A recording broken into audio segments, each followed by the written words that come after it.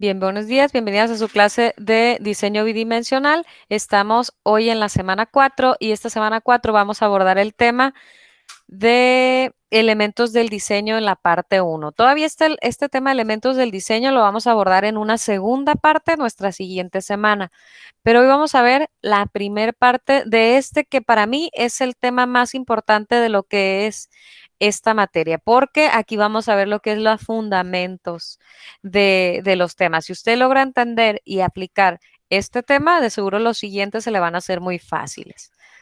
Entonces, hasta las clases anteriores hemos practicado lo que es el color, la escala de Munsell. Ahora vamos a entrar a ese lenguaje gráfico del dibujo, que le llamamos así elementos del diseño. Es un tema afín de cualquier carrera de diseño, dígase gráfico, artes plásticas, cualquiera que trabajamos lo que es el diseño, trabajamos estos elementos del diseño. Bien, lo primero que tenemos que saber es, vamos a hacer un preámbulo sobre lo que es el diseño y lo que es la sensibilidad. Primero vamos a ver 4 conceptos que son importantes que entiendan de lo que es diseñar, de qué estamos hablando cuando decimos que vamos a diseñar. Los 4 conceptos de diseño más relacionados en la arquitectura son estos. El uno nos dice que es un proceso de conocer, explicar y comunicar las experiencias con el medio. El 2 nos dice que es óptima expresión visual de la esencia de algo. El 3 que es toda acción creadora que cumple con una finalidad. El 4 como un proceso de creación visual con un propósito. En la arquitectura, para diseñar un edificio, además de ser estas 4 cosas que dicen los conceptos, también debe de cumplir un requisito más. Debe satisfacer todas las necesidades del espacio que el usuario requiera. Entonces, el diseño debe ser un proceso de conocer y además satisfacer todas las necesidades que el usuario requiera. Debe ser una óptima expresión visual y además, ¿sale? Entonces, eso es diseñar arquitectura, que cumpla el concepto, pero también que esa solución que dimos cumpla con las necesidades de espacio que el usuario requiera. Entonces, para el diseño arquitectónico es bien importante saber crear imágenes para poder diseñar nuestro lenguaje con el cual podamos expresar la sensibilidad humana, resolviendo la necesidad social de espacios que sean habitables. ¿Cómo vamos a expresar o a resolver esa sensibilidad humana? Bueno, la sensibilidad es la facultad de sentir lo que el otro siente, de ponerte en los zapatos del otro. La sensibilidad es ese gusto artístico, que puede ser por la pintura, la música, las artes plásticas, la escultura, cualquiera. Esa sensibilidad es un gusto artístico de despreciar las bellas artes. La sensibilidad también es sentir empatía, compasión, humanidad y ternura. Normalmente, pues, sensibilidad tenemos quienes nos gustan los animales, por ejemplo, porque sentimos esa empatía con esas personas o esa compasión, esa humanidad o esa ternura. Entonces, vean, la arquitectura, además de saber un lenguaje, debemos de saber expresar esa sensibilidad que tuvimos para entender lo que la otra persona necesitaba en cuanto a cantidad y espacio. Y además eso que diseñemos debe de ser bello. Entonces, para nuestro lenguaje de diseño,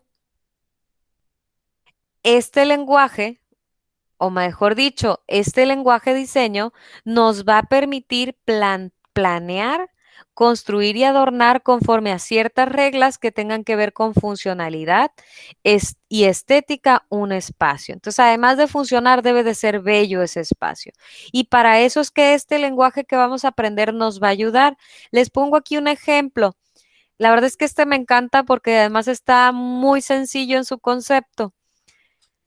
Aquí lo que el arquitecto diseñó es la línea que divide a Georgia de Armenia y el concepto de diseño de este edificio, no importa si es de día o de noche, es que fuera una línea que avanzara en el espacio. Entonces, no importa si estás en Georgia o si estás en Armenia, vean que el edificio luce absolutamente igual.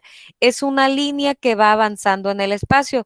¿Qué quiere decir? Que el arquitecto quiso dejar la misma importancia para ambas dos, porque las dos tienen la misma fachada absolutamente y las dos son líneas que van avanzando en el espacio. Entonces representa ese avance de cruzar entre de un espacio a otro. Y aquí en este control fronterizo, el arquitecto logró un concepto funcional con una estética modernista para poder lograr este diseño. Puede gustar o no gustar, la verdad es que me parece muy bonito y muy simple. Está muy atractiva la construcción. Imagínense que esa fuera la línea, que así estuviera la línea que divide entre México y Estados Unidos. No sé si les ha tocado cruzar la línea, pero es muy diferente cómo luce en México la línea a cómo luce de Estados Unidos a México. Entonces imagínense que el edificio ya no te marque esa diferencia.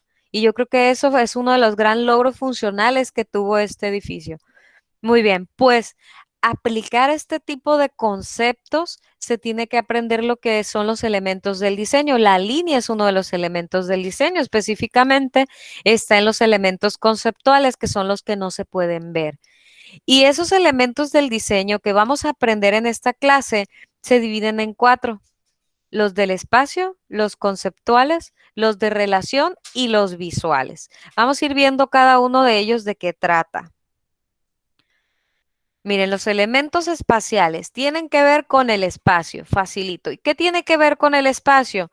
Bueno, estos elementos espaciales nos ayudan a reconocer que el espacio tiene límites arriba, abajo, izquierda, derecha, que el espacio tiene una posición que puede ser si es una torre en vertical, si es un edificio en horizontal o si el edificio está inclinado. Entonces, nos ayuda a ver si el espacio tiene una de estas tres posiciones. Luego está el concepto de ejes, donde nosotros podemos reconocer que que el espacio está diseñado en base a ejes estructurales o en base a ejes en una sola dirección, como es este. Esto normalmente en clase lo ven ahí bien clarito porque las columnas se ven. En su casa, en cada esquina hay una columna. Entonces, digamos que aquí tenemos un cuarto, un cuadrito es un cuarto, entonces tenemos cuatro columnas en las cuatro esquinas de cada espacio de nuestra casa. Entonces, nuestras casas están diseñadas en base a ejes direccionales, porque son esas líneas que sostienen la estructura de nuestro espacio. Pero también hay diseños o espacios que son diseñados con ejes estructurales.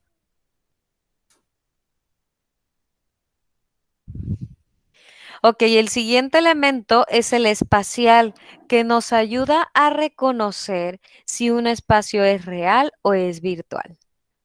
Y para que me entiendan mejor este último, que pienso que es el más complejo o que puede complicarse, vean, entendemos que en la fotografía, aunque no conocemos en dónde fue tomada la foto, reconocemos que es una imagen que existe en alguna parte del mundo. Pero lo que es el dibujo, a pesar de que perfectamente continúe en las escaleras, entendemos que es una imagen que no es real, sino más bien que es soñada y dibujada por alguien, pero que ese espacio, a pesar de que sea una proyección de lo real, pudiera existir en nuestros sueños. Inclusive aquí dice, no, si tú lo puedes soñar, puedes hacerlo. Pero en realidad esto es un espacio virtual y esto es un espacio real. Entonces debemos entender o saber cuándo sí es real y cuándo es solamente un espacio virtual. Todos los renders de arquitectura son espacios virtuales, por ejemplo, que pueden ser construidos en la realidad, pero que no existen actualmente. Vamos a seguir viendo más sobre este en siguientes clases. Entonces, hasta ahí voy a dejar lo que son los elementos espaciales, que son límites, posición, ejes y espacial. Nos vamos con el siguiente elemento del diseño, que son los conceptuales. Estos no son visibles más que para nuestra mente. Nuestro ojo no los ve, nuestra mente los construye. Porque, bueno, se trata de los elementos conceptuales que son el punto, la línea, el plano y el volumen, que son los elementos con los cuales dibujamos. Entonces, nosotros dibujamos representando lo que vemos. Entonces, estos elementos nos ayudan a reconocer que el punto, aunque no lo vea, existe. Y me va a decir alguien, maestro, ¿y cómo voy a ver el punto?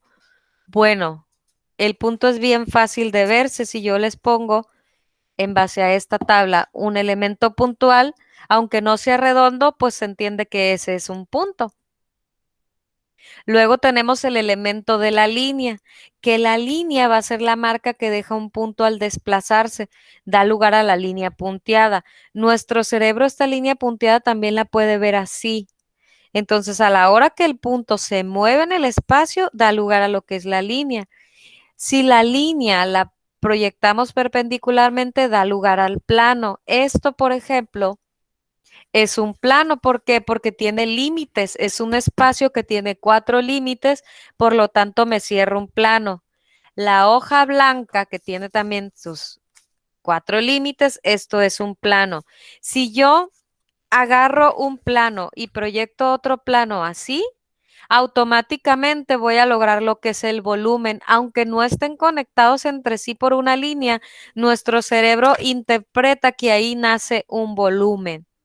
Y de esa manera el punto va a ser el que rija nuestro lenguaje de diseño, porque vean, el punto que puede o no tener una forma tiene una forma indefinida, o sea, puede ser circular o cualquier otra forma irregular. Puede verse inclusive como un triángulo, puede verse inclusive más chiquito o más grande, o sea, tiene forma indefinida el punto.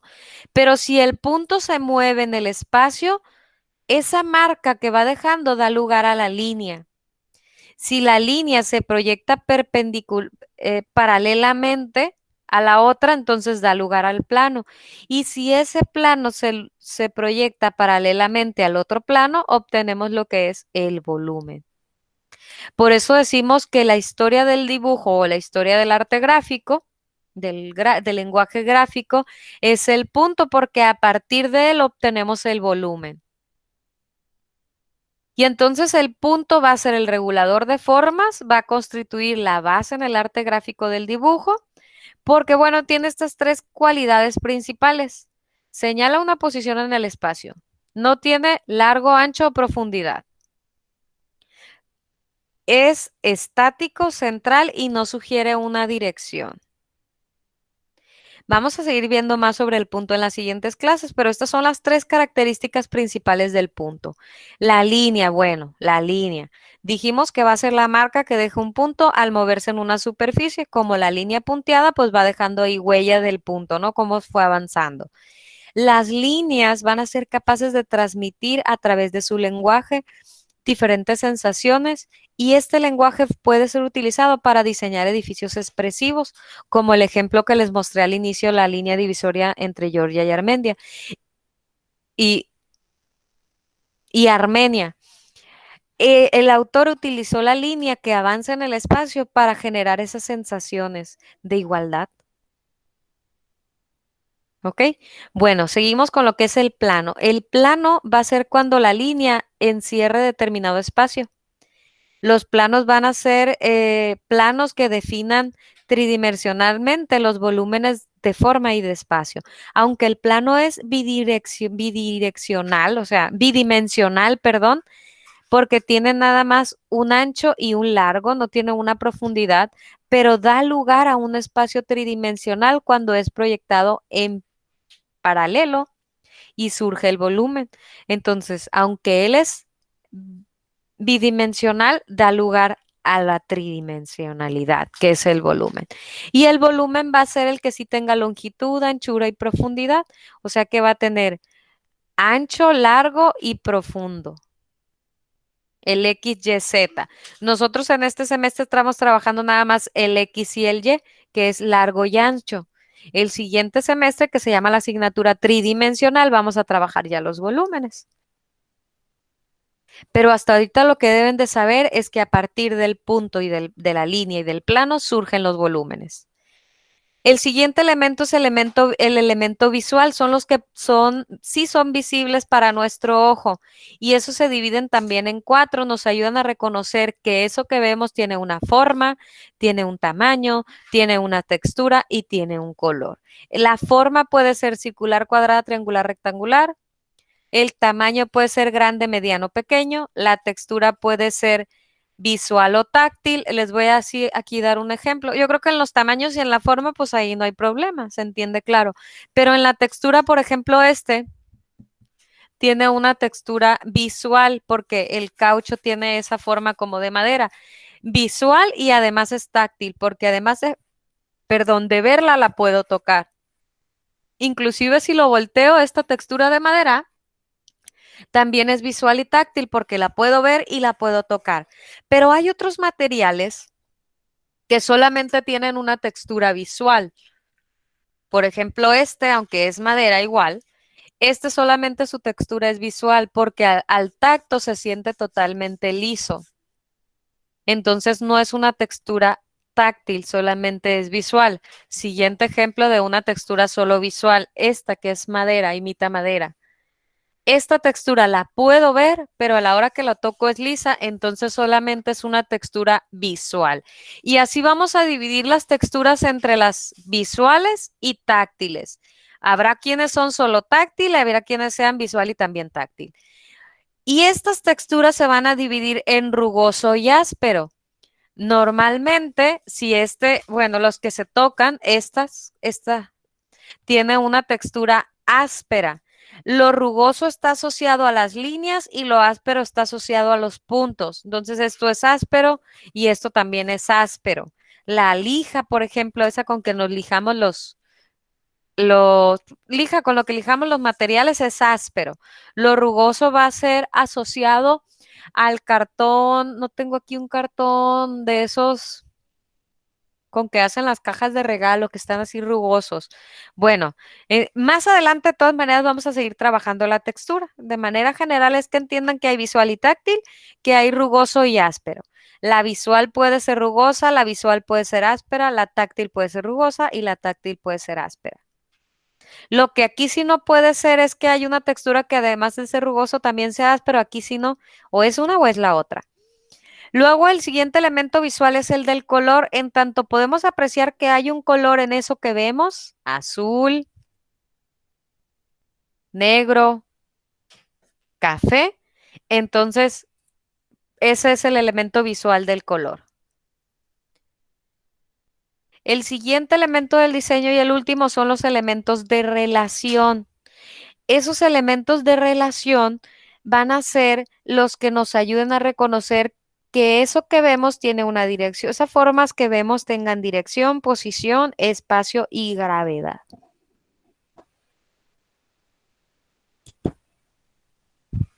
Entonces, por ejemplo, aquí esta flecha sugiere una dirección hacia allá, esta flecha sugiere una dirección hacia abajo y esta sugiere una dirección hacia este otro lado. Bueno, pues estas flechas sugieren una relación. Los edificios en su volumen, imaginar que estas tres formas son edificios, también nos pueden sugerir una dirección. Si yo hago tres elementos de edificios y uno está sobre su base, el otro va rotando un poco hacia allá, quiere decir que la dirección es hacia la derecha, ¿no? Hacia este lado. Entonces, esa arquitectura o esas formas que vemos pueden sugerir muy claramente una dirección o muy sutilmente una dirección. Luego, también estos elementos de relación nos ayudan a encontrar una ubicación en el espacio, de tal manera si yo les digo, oye, voltea para arriba, entonces van a voltear para arriba, ¿no? Entonces nos ayuda, si yo les digo, oigan, pónganse en la esquina inferior, habrá quienes se vayan al frente, habrá quienes se vayan atrás, ¿verdad? Bueno, lo que me ayude a ubicar una posición en el plano, si yo les digo, marquen en una hoja la posición superior izquierda, pues todo el mundo van a marcar estas, ¿verdad? O en la superior derecha, pónganle el nombre, entonces todo el mundo va a entender eso. Entonces, pues ese es un elemento de posición que me ayuda a encontrar una posición en el plano. Y entonces, si yo veo un edificio en planta, puedo decir, no, pues el edificio se encuentra respecto al terreno en una posición central. No, pues el edificio se encuentra respecto al terreno eh, en una posición cercana a la calle hacia su lado derecho o en una posición superior derecha o inferior izquierda. Entonces, son esos elementos que me ayuden a buscar una posición en el plano que sea. El siguiente elemento de relación es el del espacio, donde yo puedo reconocer que puede haber dos espacios juntos. Por ejemplo, sala, comedor, cuando están juntas, son un espacio así contiguo. O puedo reconocer que hay espacios separados, por ejemplo, la recámara de la sala o la recámara de la cocina, son espacios separados. Entonces, ese elemento de relación me ayuda a entender eso, que hay espacios contiguos y que hay espacios separados, que estas dos están separadas y estas dos están juntas. El último elemento es el de la gravedad. Dependiendo el tamaño de las formas y la posición en el edificio, yo puedo entender que eso, la gravedad es esa cualidad que tenemos para, o el peso que tiene, que nos jala hacia la tierra, ¿no? Estar sobre la tierra. Entonces se entiende que es un peso que según el peso, pues vamos a pesar, vamos a ser más jalados hacia la tierra o no, ¿no? Entonces, aquí la gravedad se entiende como el peso. Entendemos que entre dos formas, la más grande va a ser más pesada, entonces va a estar más abajo. O la más pequeña va a ser más liviana. Si las dos estuvieran sobre la misma posición o base, seguiría siendo la más grande la más pesada. Pero aquí, además de ser la más pequeña, más ligera, también está más arriba. Entonces eso nos da todavía más énfasis de que esta es más ligera que la otra. Pero si yo tengo tres formas, imaginar que esta está sobre su base, esta está sobre su esquina y esta está un poquito levantada. ¿Cuál de las tres creen que pese más? Si aplicamos así la gravedad como el peso de los elementos. ¿Cuál les da la impresión de que pese más? Encender su micrófono, por favor. Yo diría que pesan lo mismo. Pesan lo mismo porque tienen el mismo tamaño, pero no están las tres. Imagínense que estas son los dos pies. Este está sobre un pie y este está levantando un pie. ¿Cuál pesa menos? ¿Cuál La que pesa más? está sobre los dos pies. La que está sobre los dos pies es la que pesa más, porque está tan pesada que no puede girarse o levantar un pie. La del medio. La del medio es la más liviana, que fue la segunda pregunta que hice, ¿verdad? Es correcto, porque la del medio es tan liviana que puede pararse sobre un pie. Y sobre un pie, además de puntitas. Y esta otra solo pudo levantar un pie, a lo mejor nada más lo levantó 30 centímetros. Entonces, aunque estos son formas, estos elementos de relación nosotros los vamos a ver en las edificaciones y en las propias formas. ¿Por qué hago analogía con el cuerpo humano? Porque jóvenes, el lenguaje primero lo vemos en nuestra naturaleza y después se vuelve popular y entonces es que luego se vuelve teórico. ¿Sale? Entonces, nosotros usamos la teoría para expresar lo que vemos en nuestra naturaleza y en las formas, por eso yo les digo, ¿y cómo tienen los pies? Porque en realidad, aunque son círculos o cuadrados ahorita, luego van a ser edificios. Y estas formas básicas también de dirección, estos elementos de dirección, posición, espacio y gravedad, los vamos a ver más adelante en edificaciones. Muy bien. En la arquitectura vamos a manejar planos, que decíamos que los planos eran esos delimitados por límites, ¿verdad? Como una hoja blanca, pudiera ser un plano. No nada más van a ser esas hojas grandes de 60 por 90 con las que nos estereotipan a los arquitectos. Un plano es cualquier superficie. La superficie de su mesa es un plano. Bueno, en la arquitectura, en las edificaciones, reconocemos tres planos: el plano superior, el plano base y el plano pared. Ya luego el regionalismo o el lenguaje común o vulgar nos facilita que el plano superior, decimos, es el techo. Le damos el nombre del elemento estructural del techo, ¿no? Luego el plano pared, decimos, es el muro, porque en lo que es la estructura del muro le decimos así, muro, pero en realidad su nombre formal es pared. Y luego en el piso le decimos piso, es plano base, es un nombre formal. Entonces, este semestre y el que sigue, y si soy su maestra de diseño, siempre les voy a, si dice el muro, yo les voy a decir es plano pared. Si dicen Techo, yo les voy a decir, es el plano superior. Cuando decimos muro, piso y techo, es que nos vamos a referir a los elementos constructivos. Nada más, pero cuando vamos a explicar el edificio, se va a explicar con el lenguaje formal. Es como si dijera yo, el niño o dijera el plebe. O sea, sí, se entiende que son la misma cosa, pero de una manera se escucha más formal y respetuoso. Y así pasa con este lenguaje. Si dice el muro, voy a entender. Si dicen piso, voy a entender. Si dicen techo, voy a entender. Pero lo formal y coloquial es que se diga superior, base y pared. Ok, bien. Entonces ya vimos los elementos del diseño. Ahora vamos a ver las formas. Las formas nacen cuando al punto le empezamos a ver una forma, entonces se convierte en una forma. Cuando crece en el espacio y se ve una forma, deja de ser un punto y se convierte en una forma. Las formas se clasifican en 6. Em, Vamos a tener las geométricas, que son las que nos enseñaron desde el kinder: cuadrado, triángulo, círculo, rombo, equilátero, triángulo equilátero y así, todas las formas geométricas que conocemos. Van a ser formas geométricas. Luego vamos a tener las formas que no tengan más que curvas en su contorno.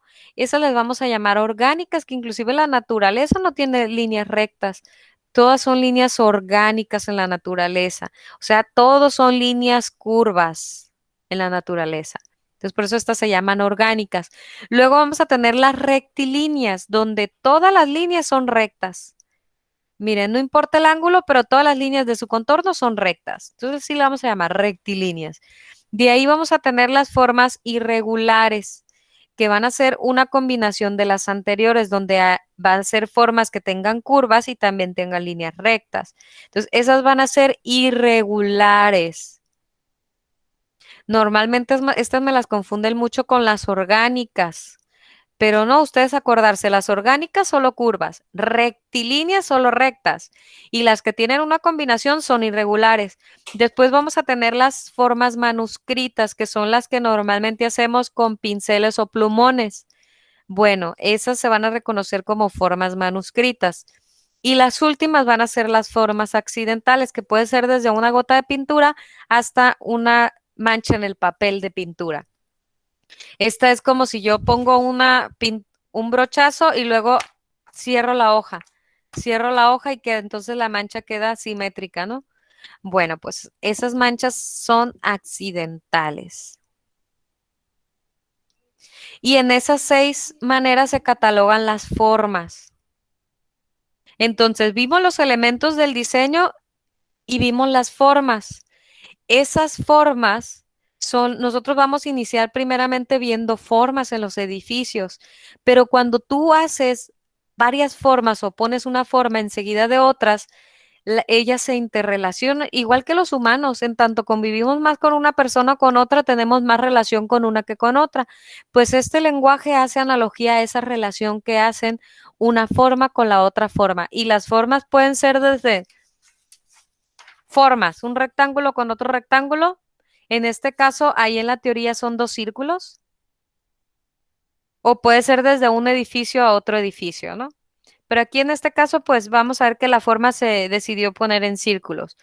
Cuando yo pongo una forma alejada de la otra, le voy a llamar que están en relación de distanciamiento. Cuando yo pongo una enseguida de la otra, que están ahí tocando de hombro a hombro si fueran personas, pues va a ser la de toque. Y es así de sencillo. Estas están en distanciamiento, estas están en toque. Inclusive si el toque fuera nada más así, también están en toque. O si fuera así, también están en toque. ¿Ok? Luego tenemos la de superposición, que es una arriba de la otra. No absolutamente, sino parcialmente. Luego tenemos la de penetración, que a la hora que una forma penetra la otra, por ejemplo, aquí yo tendría que eliminar este espacio que queda entre intersección de las dos. Yo tendría que recortar esta forma que queda. Esta la tendría que recortar para tener lo que es la interrelación de penetración.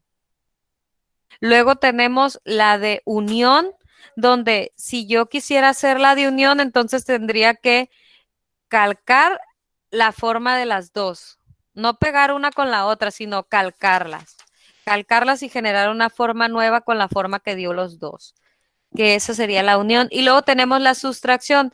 Esa línea que se ve ahí de este blanco, en realidad lo que está simulando es la forma que se sustrajo. Entonces, para que vean la forma que sustrajo a este, que es un círculo que sustrajo al otro, dejaron la línea, pero en realidad esta no existe, ¿no? No es un papelito, no es una forma.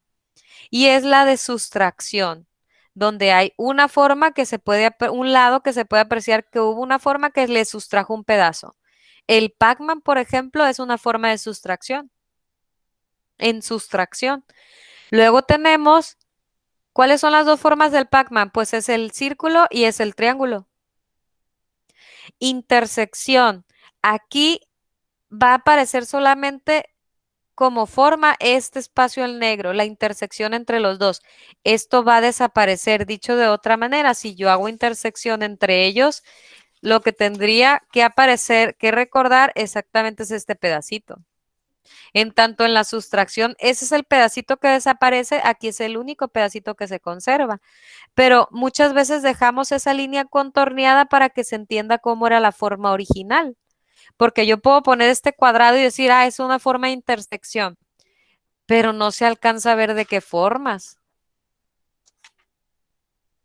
Entonces, muchas veces tenemos que remarcar cuáles fueron las dos formas que dieron lugar a esa intersección. Luego tenemos la coincidencia, que aquí es una forma absolutamente encima de la otra. Por ejemplo, todas estas formas que son las hojas están en coincidencia todas.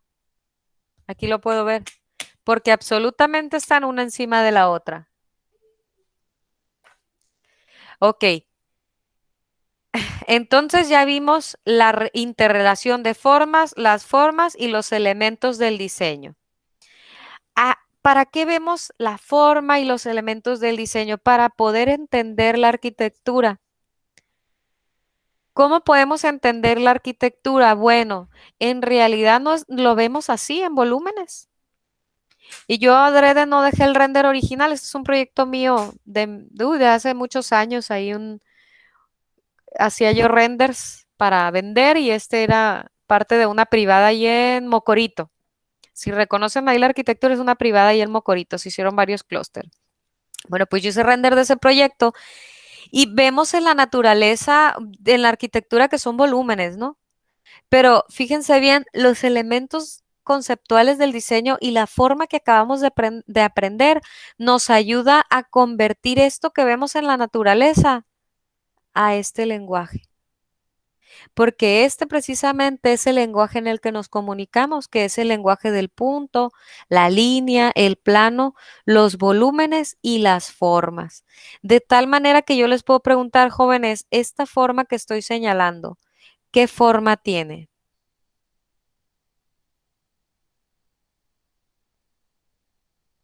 Me voy a la teoría. ¿O hay alguien que ahí ya me puede contestar? ¿Cuál de estas formas es ese volumen? Geométrica. Es una forma geométrica. Ojo.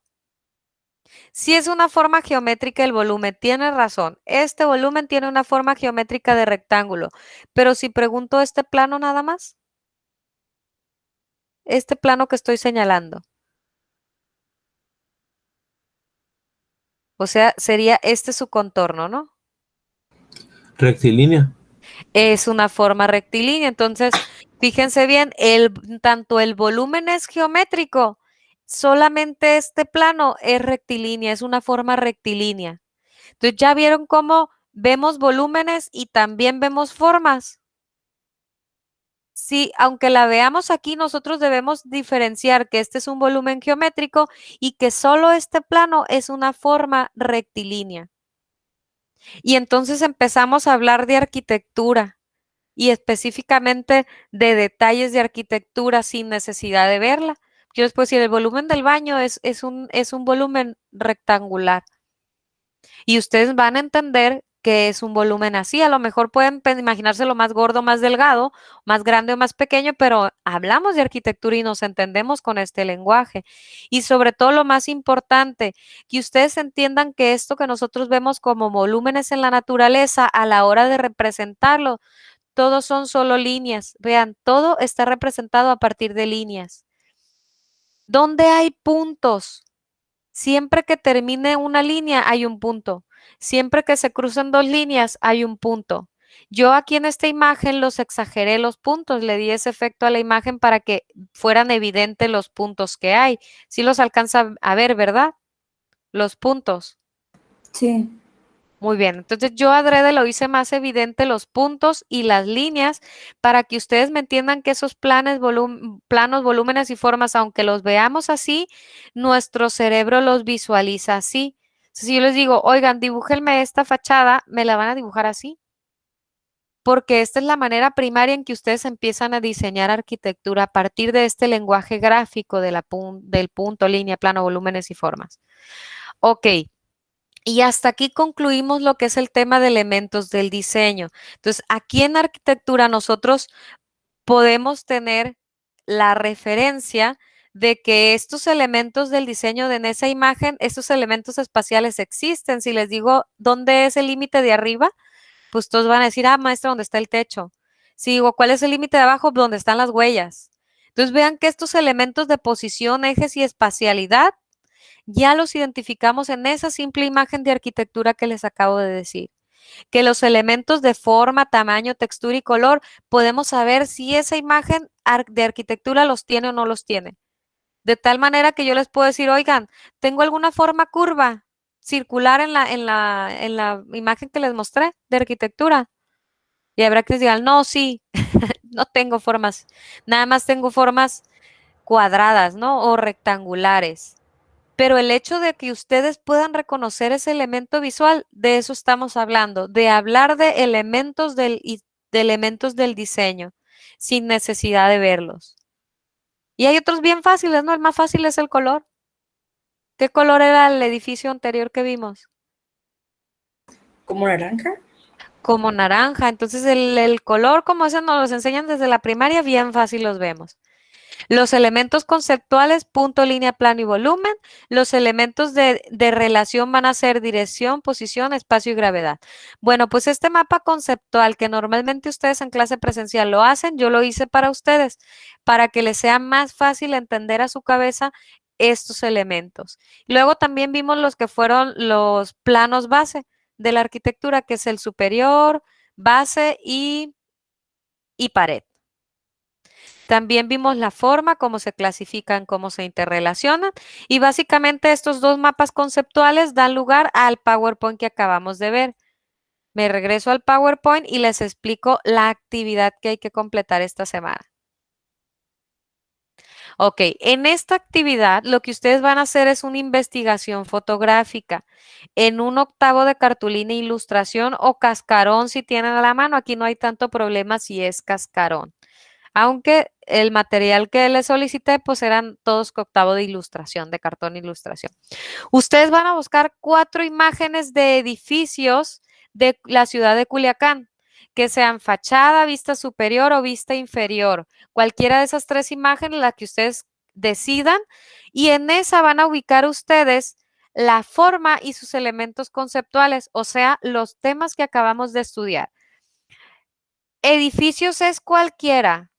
Por ejemplo, si ustedes tienen casa de 2 pisos y hay un balcón o desde la ventana, pueden ustedes tomarle a la casa de su vecino y consideren que es un edificio bello, ese puede ser. O sea, ¿qué quiero decirles? No forzosamente tienen que irse a Google y decir edificios en Culiacán, porque entonces todo el mundo me va a hacer la bolomita, el santuario.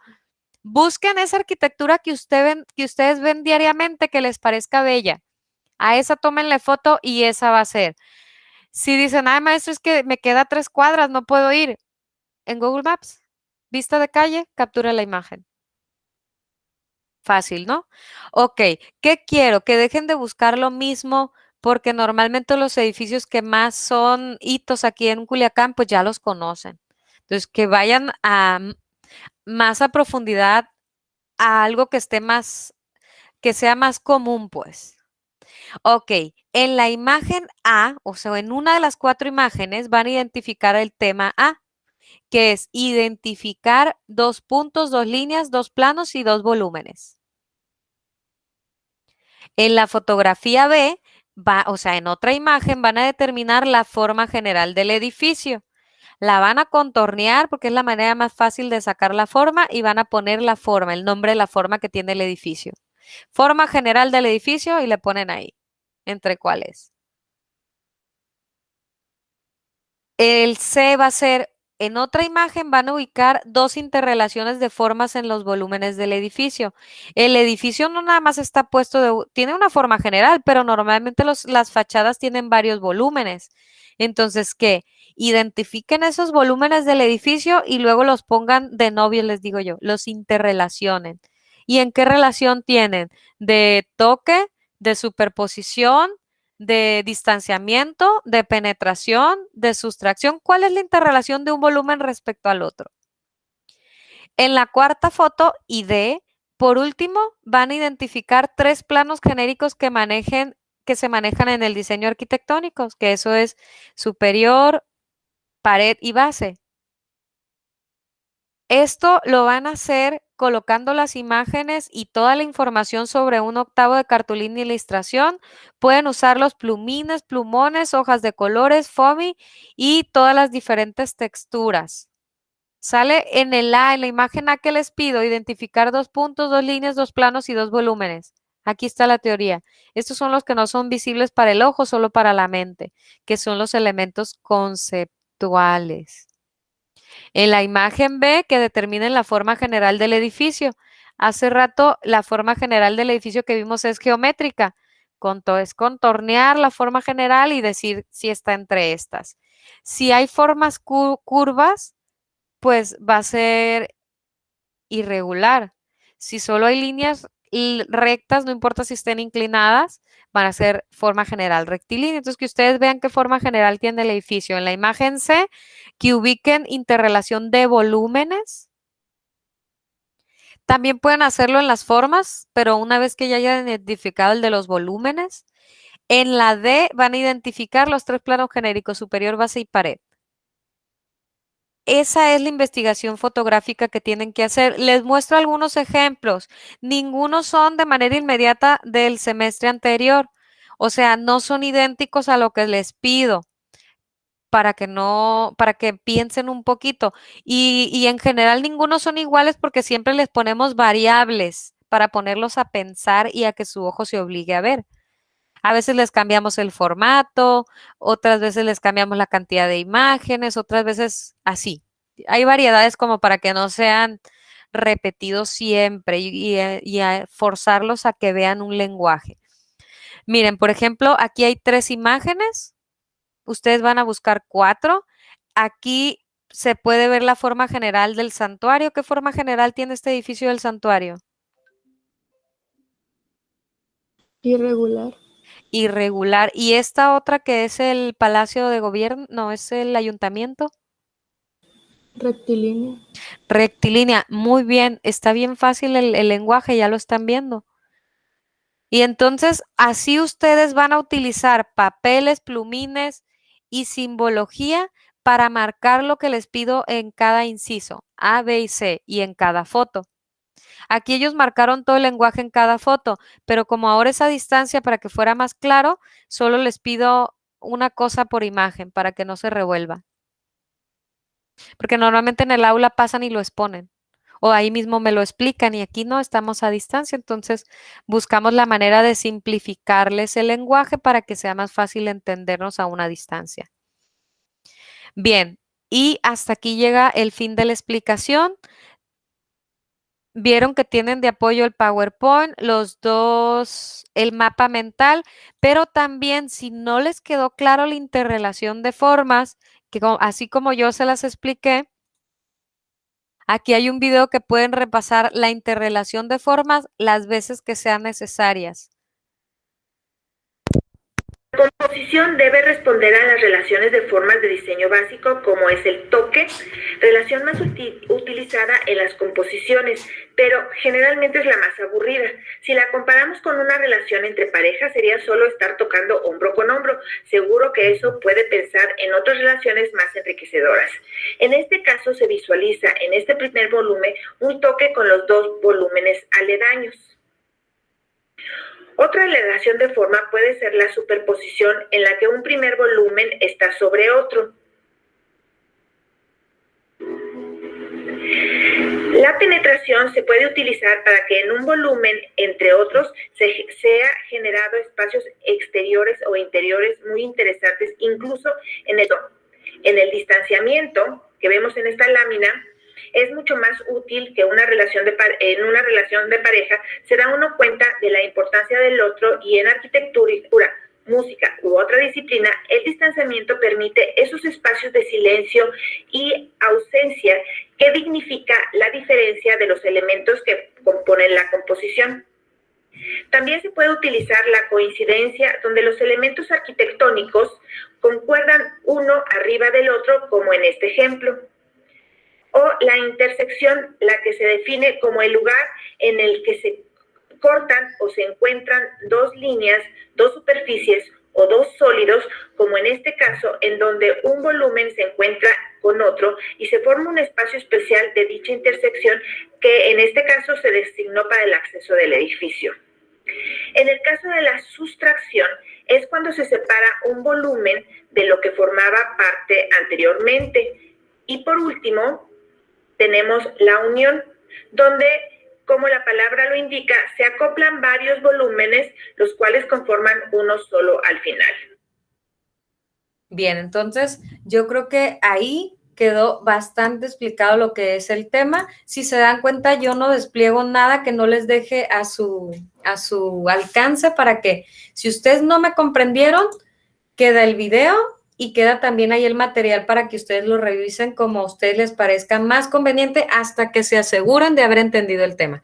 Detengo grabación, me quedo con